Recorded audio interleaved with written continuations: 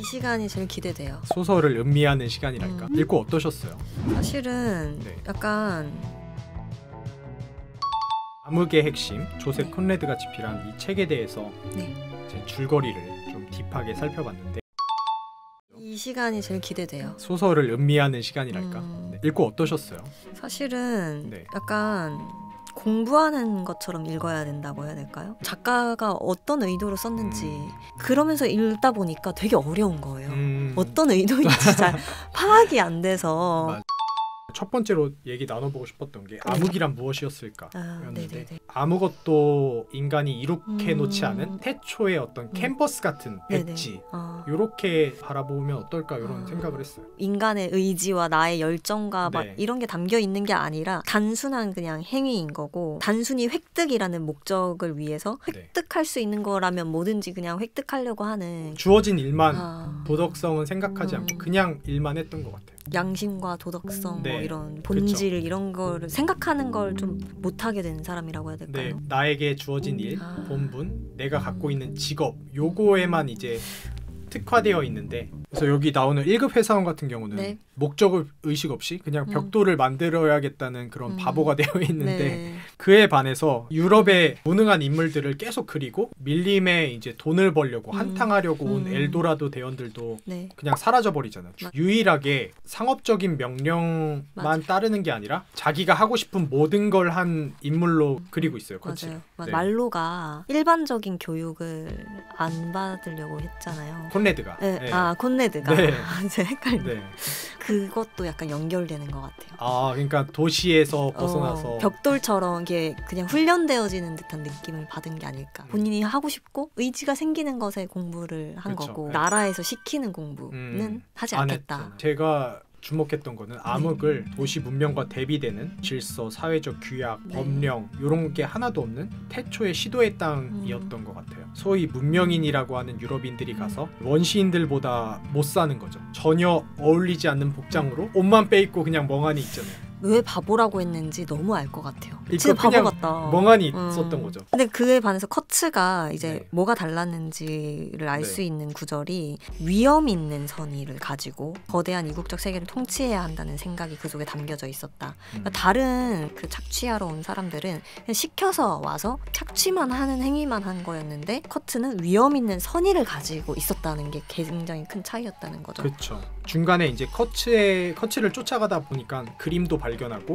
커츠가 쓴 보고서를 하나 발견하게 되잖아요. 상하 산출에 대한 명령을 받고 왔지만 여기서 뭘 해야 될지 목적의식이 있어요. 자신이 초자연적인 존재가 되고 신처럼 두려움을 주는 존재가 되겠다고 이렇게 써놨죠. 유일하게 내가 부자가 되겠다. 상화를 많이 갖고 가서 벨기에에서 떵떵거리며 살겠다. 사상적인, 이념적인 걸 실천해보겠다. 요런 거에 이제 포커스를 맞추고 있죠. 무언가를 해볼 시도를 하고 있어요. 그게 굉장히 이제 다른 점이었던 거죠. 말로가 왜 커치에게 매료되었나 이런 걸 생각해 보려고 했는데 바로 이 지점이 그러니까 무언가를 해보려고 했던 인물 말로가 커치를 미치광이라고 묘사를 하긴 했지만 이지력은 살아있다고 묘사를 하잖아요. 행태는 기괴해 보일지 몰라도 원시림이라는 미지의 땅, 태초의 세계에서 인간적으로 자신을 실현한 인물처럼 그리고 있어요. 극명한 차이를 보여주고 있음에도 불구하고 의아했던 게 유럽 사람들의 그런 행태에서 더 나아가서 더 깊어진 문제라고 생각됐다라고 판단하는 사람들이 많다는 거죠.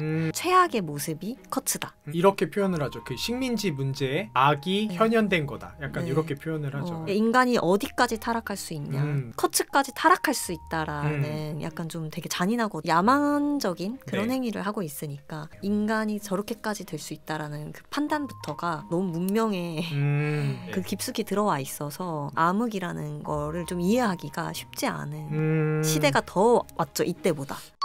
그러니까 커츠라는 인물이 도덕적 관점도 그냥 다 무너뜨리고 인간도 그냥 막 죽이고 먹잖아요. 도시에서 있던 규율, 규범, 관습, 도덕 이런 거를 다 버리고 뛰어들었던 것 같아요. 여기서는 정말 무언가가 되기 위한 끝까지 갔다고 얘기를 하죠. 죽음의 문턱까지도 두려워하지 않고 죽음 앞에서 서성이던 인물로 우리가 도시에 살면 못하는 것들이 많잖아요. 어디서 담배 피우는 것도 안 되고 지하철에서는 쩍벌도 안 되고 근데 요런 사소한 규약, 제재도 없이 다 할 수 있었던 인물이 커치인 것 같아요. 이게 좀 잘못 받아들여지는 경우가 너무 많으니까. 네. 오늘날에도 많이 옹호가 되는 것들이에요. 예술가들이 마약하는 그런 맞아요. 동기도 내가 경험하지 못한 거를 도덕적인 것에 구애받지 않고 마약이라는 것도 손에 넣어야 경험의 폭도 넓힐 수 있다. 이런 원리잖아요. 저희는 이제 태어나면서부터 도덕과 윤리와 이런 걸 배우잖아요. 습득해 있고 이게 그냥 피부처럼 내 뇌에도 윤리, 뭐 규범 이런 게 있는 사람으로서 커츠 행위를 본다면 비상식적인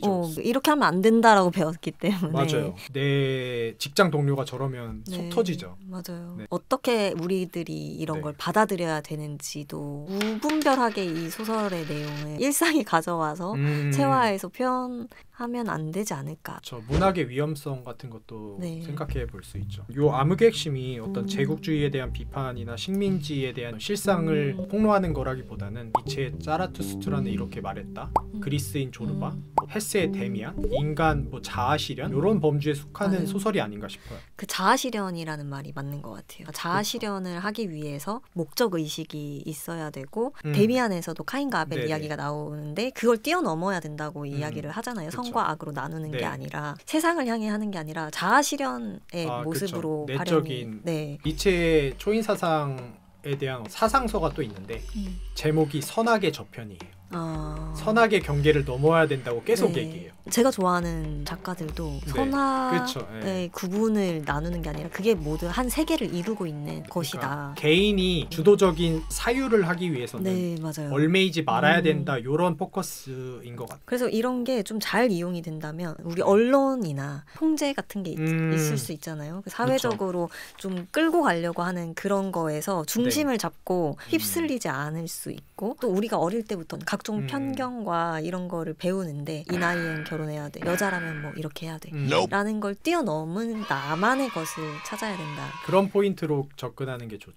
근데 이렇게 커츠나 그 조르바를 보면 너무 나아간 인물들이죠. 그래서 커츠가 무서워라고 이제 죽을 때 하잖아요. 맞아요. 그 표현이 인간으로서 너무 나아갔던 거에 대한 두려움이었던 것 같아요. 커츠가 인간이 닿을 수 없는 지점에 있던 인물이라고 하잖아요. 죽음의 문턱에서 서성이던 인물. 커츠가 그린 그림에 보면은 암흑 속에서 혼자 횃불을 들고 있었잖아요. 아무도 넘어가지 않는 니체가 말하는 선악의 저편에서 그냥 혼자 살았던 인물 같아요. 초인 사상을 갖고 있는 문학적인 캐릭터를 보면은 이 인물과 가장 유사한 인물이 저는 파우스트라고 생각을 해요. 게테의 파우스트 같은 경우는 지성인이에요. 지성인인데 모든 학문을 다 섭렵했어요. 법률, 역사, 철학, 지리학, 첨성학, 언어 다 점령한 이제 노학자인데 파우스트는 이제 내가 뭘 더 배우고 뭘 더 느낄 수 있는지 되게 회의감에 빠져요. 메피스토텔레스가 파우스트랑 거래를 해요. 내가 너를 젊게 만들어줄 테니까 모든 경험을 다 해주게 하겠다. 대신 네가 어느 순간에 만족하게 되면은 그 순간에 네 영혼은 내 거다. 이렇게 약속을 해요.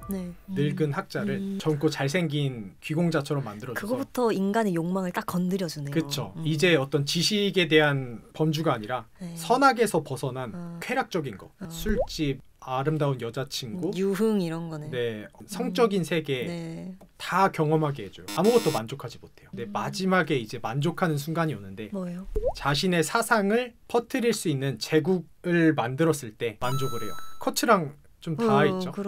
자기가 생각하고 있는 사상을 사람들에게 전파할 수 있는 제국을 최고의 경지라고 보고 있더라고요. 자아실현의 최고 경지. 인간이 어디까지 갈 수 있는가를 보여주는 그런 소설이 아닌가.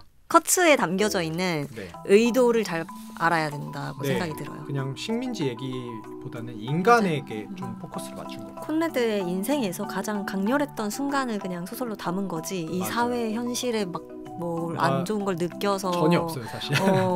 근데 왜 제목을 이렇게 헷갈리게 지어가지고 논란이 될 거를 알았던 것 같아요. 저는 이 액자식 구성으로 나라는 존재로 말로라는 화자를 설정해 놓은 것도 비판으로부터 자유로울 수 있는 장치였다고 생각해요. 엄청 똑똑하네. 내가 쓰는 게 아니라 말로라는 인물이 말했던 거를 그냥 전하는 거기 때문에 이게 말이라는 게 와전될 수도 있고 부정확할 수도 있고 가공될 수도 있으니까 교묘하게 피하는 지점들을. 되게 똑똑하다. 그러네. 나도 그거 써먹어야겠다. 내가 말한 거 아니고 누가 이렇게 말했다 하더라.